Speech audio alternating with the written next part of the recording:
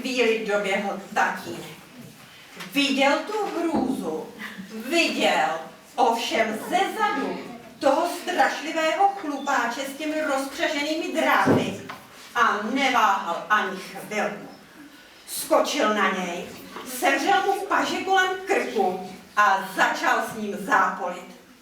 Medvěd mával prackama, chroptěl, válel se po zemi.